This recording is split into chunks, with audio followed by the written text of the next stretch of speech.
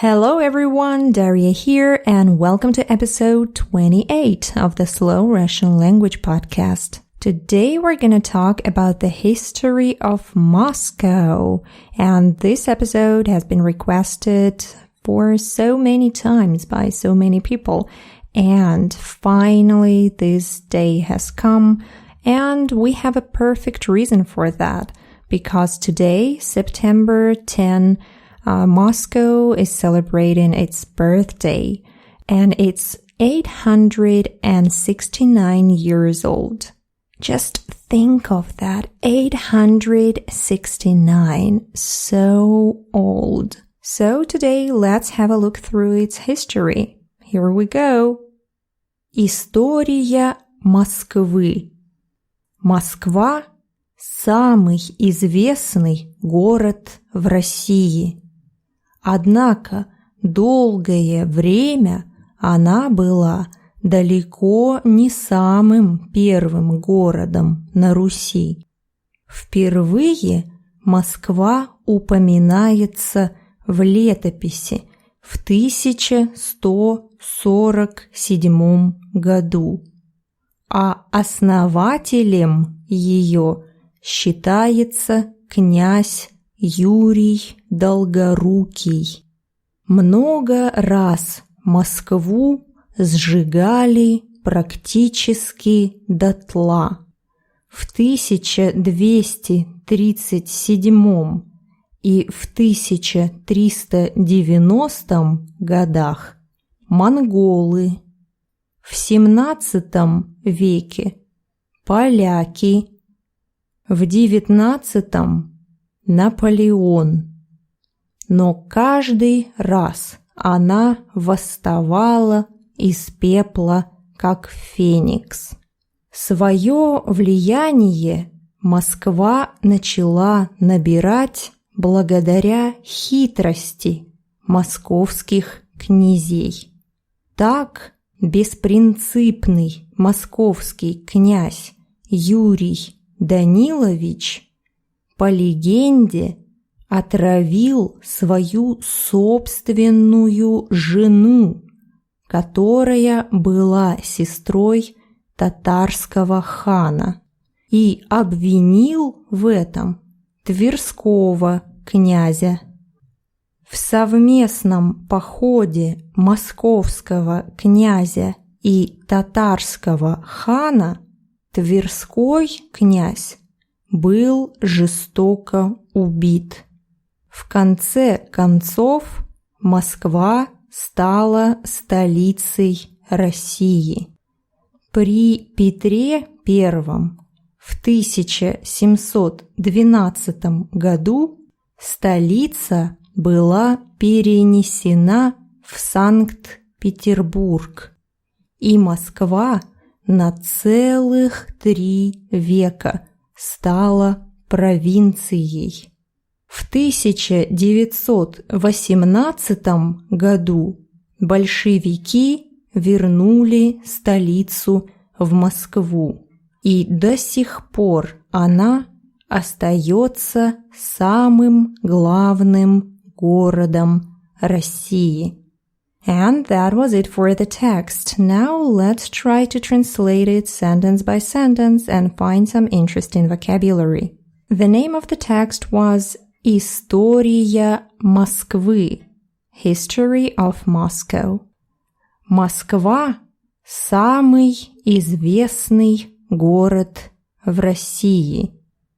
Moscow is the most famous city in Russia. Well, it's hard to argue here. Maybe some would say that it's St. Petersburg, but I guess Moscow is more famous, at least because it's a capital of the country. And the next sentence. Однако долгое время она была далеко не самым первым городом на Руси. But for a long period of time, it certainly wasn't the first one. Here we have interesting expression «далеко не самый первый». Of course, you know the word «далеко» meaning far, but when you hear it like this, далеко не, and then some adjective, it usually means certainly not something. For example, certainly not the most beautiful. Далеко не самый красивый. For example, some not very good-looking girl, but she's very nice and kind. So you can say, она далеко не красавица, но у нее доброе сердце. She's certainly not a beauty, but she has a gentle heart. And in the text, далеко не самый первый город. Certainly not the first city. Of course, first here it doesn't mean that it appeared earlier than other cities. It means not the best, not the first. And it's true. For a long period of time, Moscow was just a small village, and nobody even paid attention to it. Okay, we're moving to the next sentence. Впервые Москва упоминается в летописи в 1147 году. First time Moscow was mentioned in chronicles in 1147. The verb упоминать means to mention, so Moscow was mentioned in the chronicles. Москва упоминалась в летописи. The word летопись is the word from ancient Russian, and it comes from писать лето. The word лето didn't mean summer in those times, and it meant the whole year. So it was like writing years. Писать лето. Летопись. So it's chronicles. And the second part of this sentence. А основателем ее считается князь Юрий Долгорукий. And Prince Юрий Долгорукий was the founder of it. Основатель, founder. So the verb is основать. And we already talked about the word князь. English version is prince, but of course it's not exactly the same because as I already told in previous episodes, князь is more like the first warrior, and that's why he had some power. And this name, Юрий Долгорукий, you see, it's kind of a nickname. Долгорукий comes from долгие руки.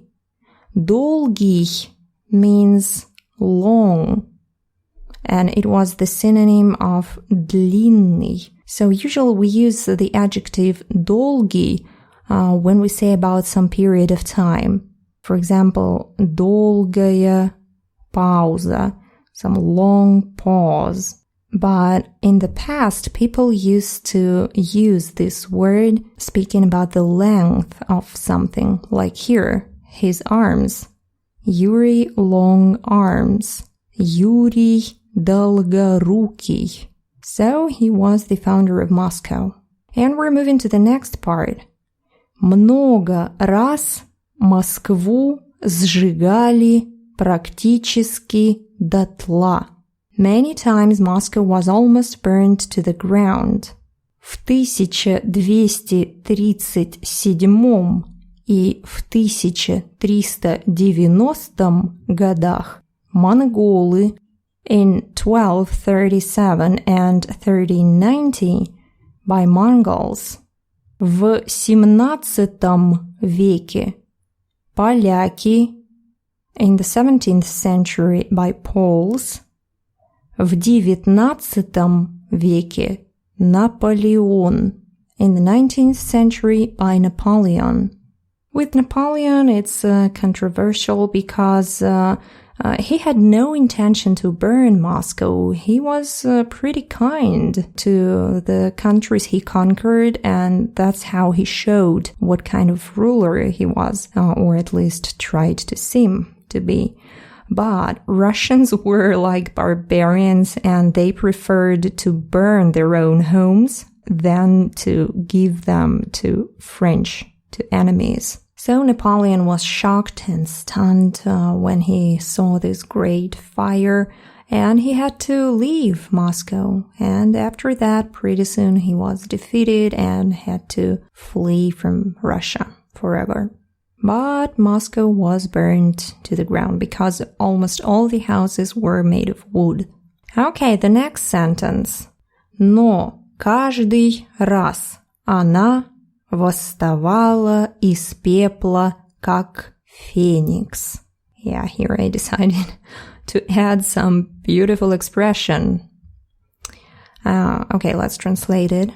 But every time it resurrected from the ashes like phoenix. Yep. Восстать из пепла. This verb, восстать, usually it means to rebel. Like people rebelled against their government. Люди восстали против правительства. And also we have the phrase to resurrect from the dead. Восстать из мертвых. Or like here, like this phoenix bird. Восстать из пепла. To resurrect from the ashes. Well, of course, here in this text, I meant that Moscow was rebuilt. It was completely burned and in ruins, and then it was rebuilt and became even more beautiful. Okay, the next sentence. Своё влияние Москва начала набирать благодаря хитрости московских князей. Moscow started to gain its authority due to the cunning of Moscovian princes. So the Moscow princes were cunning guys. The next sentence. Так беспринципный московский князь Юрий Данилович по легенде отравил собственную жену, которая была сестрой татарского хана и обвинил в этом Тверского князя. Long sentence. Let's try to understand what was going on here. For example, unscrupulous Moscovian prince Юрий Данилович, according to legend, poisoned his own wife, who was the sister of the Mongolian Khan, and accused his rival, Prince of Tver. So, I told you before in one of the previous history episodes that Moscow and Tver were two cities in rivalry, so they were always struggling to become the central city in Russia. And this Moscow prince, Yuri, not that one who founded it, another Yuri, he married the sister of Mongol Khan during that Mongol and Tatar invasion. So when Russia was kind of enslaved by Mongols, and he was married to one of his sisters. So this cunning Yuri poisoned his own wife and accused that rival prince from Tver just to make Mongols angry. So he kind of sacrificed his own wife for that. Okay, the next sentence. В совместном походе московского князя и татарского хана Тверской князь был жестоко убит. During the allied campaign of Moscow and Mongolian forces, Prince of Tver was brutally killed. Of course, what else could be done there? And the next sentence.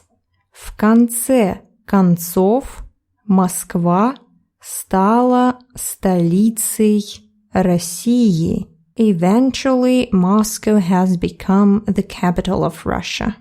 Or here I would rather translate it as finally Moscow became the capital of Russia. This phrase в конце концов usually means eventually, finally, meaning that someone was doing something and doing, and then finally he or she achieved their goal. В конце концов, something happened. So everyone was expecting it and it happened. Moscow became the capital of Russia. В конце концов, Москва стала столицей России. And we're moving to the last part of this text. При Петре I в 1712 году столица была перенесена в Санкт-Петербург, и Москва на целых 3 века стала провинцией. During the reign of Peter I in 1712, the capital was moved to St. Petersburg, and Moscow became a province for the whole 3 centuries. Peter the Great is a famous Russian emperor. Actually, it was the first Russian emperor. Before him, they were czars. And he finally made Russia an empire and part of Europe. I guess in some of the next episodes about Russian history, we will talk about him more. So he built St. Petersburg. He founded it. Он был основателем Санкт-Петербурга. Он основал Санкт-Петербург. And after he did that, he moved the capital from Moscow to St. Petersburg as a symbol of the reborn Russia, the new Russia, European Russia, for 3 centuries. Целых 3 века. This adjective, целый, usually it's the whole. But like here, it's used to emphasize the amount of something. Like 3 centuries, it's a lot. It's a long period of time. Целых 3 века. If it were 3 years, I guess I wouldn't use the adjective целый here, because for a city, it's not a long time to be a capital for 3 years, so it kind of doesn't matter. But for 3 centuries, you can say целых 3 века. Or maybe you ate 3 large cakes. Here you can use the word целый. Я съела целых 3 пирога. Because it's a lot. It's not normal to eat 3 cakes. Okay, and the last sentence of this text. В 1918 году большевики вернули столицу в Москву, и до сих пор она остается главным городом России. In 1918, Bolsheviks returned the capital to Moscow, and it is still the main city of Russia. Bolsheviks were the political party, and actually those were the guys who made this whole revolution in Russia. But again, in the future we'll talk about it more. And after a revolution, they returned the capital to Moscow as a symbol of renewed Russia again, because St. Petersburg has been a symbol of the whole emperor thing, like imperial Russia. And now Russia was ruled by workers, by proletarians, by peasants, so Moscow was more appropriate for them. than the bright and beautiful St. Petersburg. Because if you visit St. Petersburg, you will understand that this city is extremely beautiful, and all those rich buildings. It was one huge symbol of aristocratic Russia. So for the new power, the new government, Moscow was more suitable. And I guess that's it for today. If you have any friends in Moscow, don't forget to say happy birthday to their city today. And I encourage you to visit Moscow as a tourist. It's just an amazing city, very beautiful, and lots of historical places here. It's not the best place for living, but for tourists, it's just perfect. What else? There was something I wanted to say. Oh, yes. Tomorrow I'm leaving for Lithuania, and I'll stay there for a week at least, and don't expect any new episodes until I come back. I'm very sorry, and it really irritates me that I cannot have some normal schedule, one episode in a certain day, like only Wednesdays or maybe only Mondays. I hope that very soon I'll be able to arrange that, and it will be one episode per 1 week and in one certain day. Oh, but now, unfortunately, it's like that. So, if you want some pictures from Vilnius and from Kaunas and Trakai, a beautiful castle there, follow me on Instagram. It's a Real Russian Club there. I'll put the link in the show notes. And for today, I guess that was it for today. Thank you very much for listening, and I hope to see you in the next episode of the Slow Russian Language Podcast. Bye-bye!